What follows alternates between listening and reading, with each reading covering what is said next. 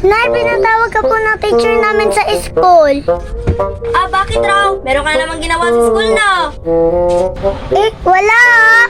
Nay, wala naman akong ginawang kalukuhan dun, Nay. Sinabihan lang niya ako ng talkative, di ba? Magaling ako, no? Ano nga ba ito, Katip? Ay! Uloy ka! Ang galing ng anak ko! Sige, pupunta natin nga. Mamaya yung... Ay, ngayon na talaga pupunta natin yung teacher ko. Dito na po kami ng dalawa ng anak ko. Bakit po, ma'am, pinatawag niyo po yung anak ko? Eh kasi po nanay, yung anak niyo po, talagang talkative. Talagang ba talkative yung anak ko? Thank you, teacher! Na-appreciate ko po yun. La, paano si nanay?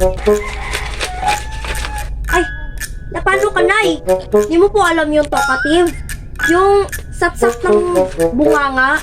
Kasi yung anak niyo, satsat ng bunganga po kasi yan eh. Ay, talkative. Satsat ka naman pala kasi anak eh.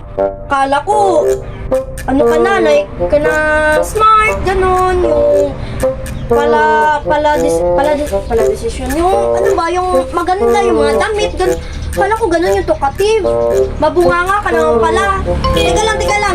Meron nagtawag sa akin. Ay, Marin, nasampal ko! Marin, nandun sa hospital ngayon, Marin! Oo, nakumato siya ngayon, Marin! Ako nasampal ko, Marin!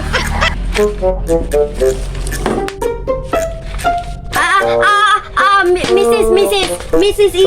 Ano ko na po, ipapasa ko na po yung anak mo, hindi ko na po pala ibabagsak. Tapos yung talkative niya, hindi, gagawin natin yung honor. Oo, sige po. Bye po, ma'am, bye. Wala na gusto ko sa'yo, dali ka lang pala.